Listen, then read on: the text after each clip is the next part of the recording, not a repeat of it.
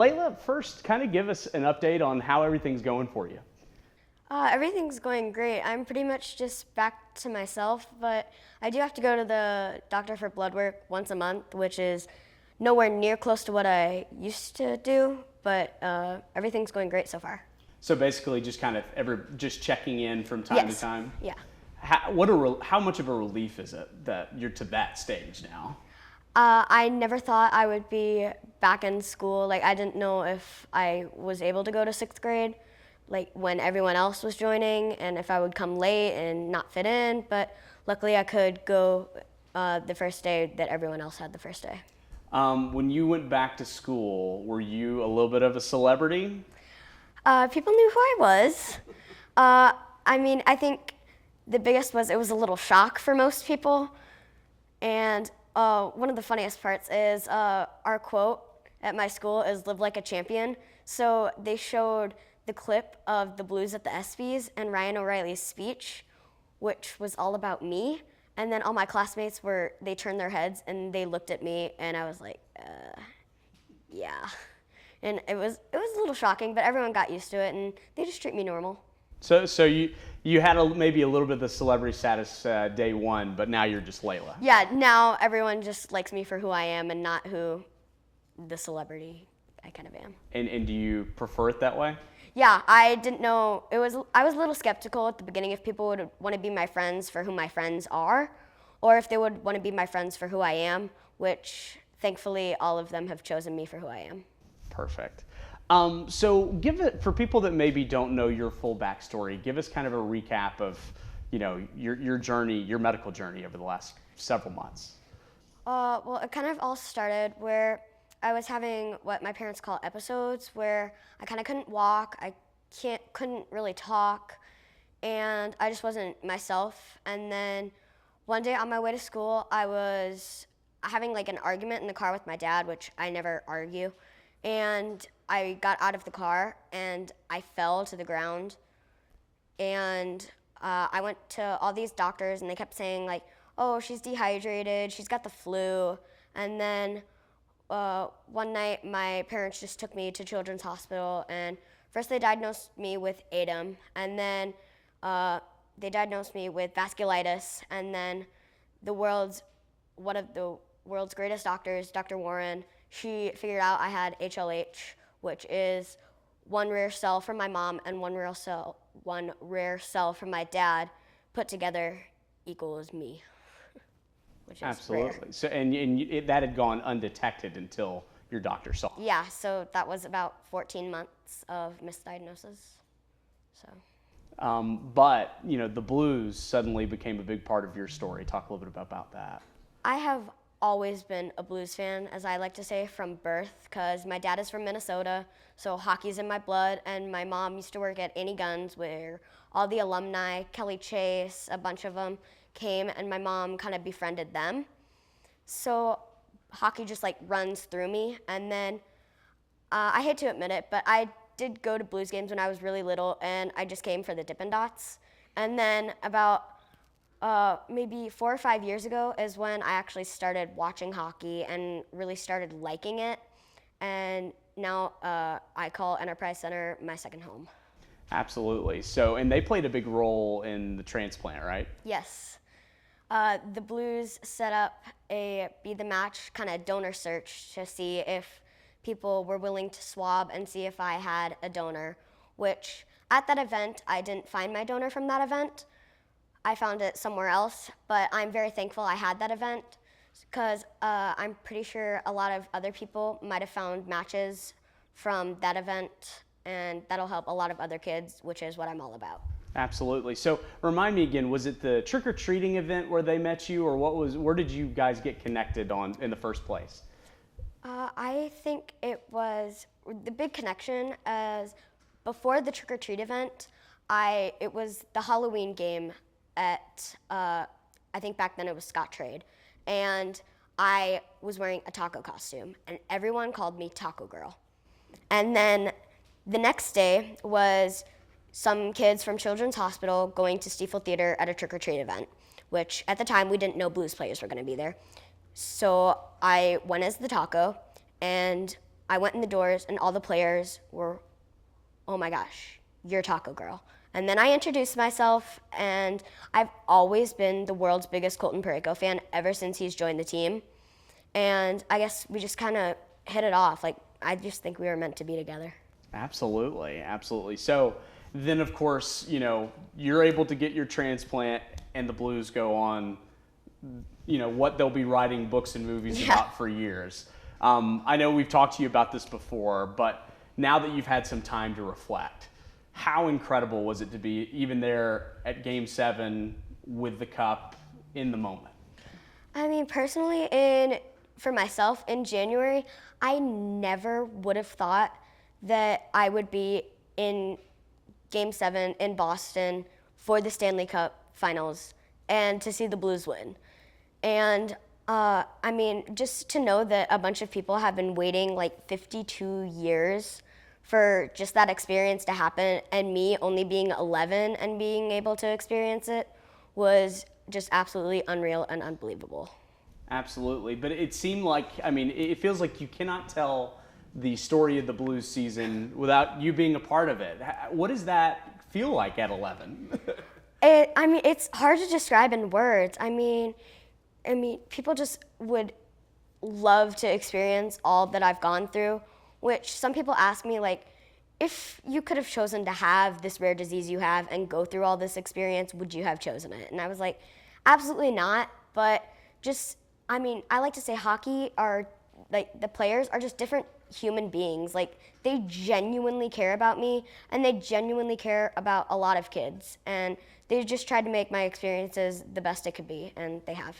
Absolutely. So talk about the bracelets. Talk about how that came about. Oh, so the first time, one of my mom's good friends, Dave, he made just like a handful of them for kind of the family and friends, and everyone loved them. So we started making more and more, and then I gave one to Colton, and he wore it, and then he never took it off. And then he started wearing it in interviews and while he was playing, and then it kind of got really big. And now all the players wear them, and I know, sadly, Maroon has left our team, but he's never taken his bracelet off. And if you could see, I think it was Robert Thomas banging the drum at a Mizzou game, and I saw a picture on Instagram, and if you zoom in, you can see he's wearing the Swab for Leila bracelet right on his wrist as he's banging the drum. And just to know that all these boys support me is unreal. Absolutely. Talk about that a little bit. Obviously you guys are all close now, but almost 2 years ago you were all strangers, and now they won't take it off. What does that mean to you? The bracelets to myself is like every time I give one to someone, I always explain, like, swab for Leila. You swab your cheek to see if you can find a bone marrow match. And that's how Be the Match saved my life, by swabbing. And just for people to read that and kind of understand that just the simplest thing by swabbing your cheek can absolutely save someone's life is just the big message I'm trying to get out. Absolutely. So that brings us to why we're talking with you today. You're now a part of the Hockey Hall of Fame. Has that set in yet? You've had so many big experiences, but that's a pretty big deal. Yeah, nothing has set in yet. For one thing, to have all the players wear my bracelets is big, and for it to be in the Hockey Hall of Fame in the Blues Stanley Cup exhibit, I'm very proud of it, and I'm just hoping when people go up and see it that's like a little message to them that they can try to save other people. And it's not just like a little written word that you can just read it and then put in the back of your head. Like, it means something, and you can genuinely do something with it. Absolutely. So we'll back up just a little bit here. How did you become such good friends with Lucas? Oh, so I think the first time I met Lucas was a while back. Like, I wasn't Leila that everyone knows me as now. And we both liked to stand at the tunnel 2 hours before the players came out. We didn't really know each other. And then later back on, maybe a year ago, we were at a signing at Fan Cave Sports out in Chesterfield. And then we kind of recognized each other and then started talking. And now the Whites have just supported me so much. And they kind of helped me get my bracelets in the Hockey Hall of Fame, which I'm very grateful for. Yeah, let's talk about a little bit about that, because I think the story behind it's so cool, and obviously we'll talk to Lucas about it too. But hearing that they played a role in getting the bracelets into the Hall of Fame, what was your reaction? I didn't think they would try that hard to get my bracelets in the Hockey Hall of Fame, yet alone in the Blues Stanley Cup exhibit, which for them to try so hard to get it in and it actually worked just meant so much to me.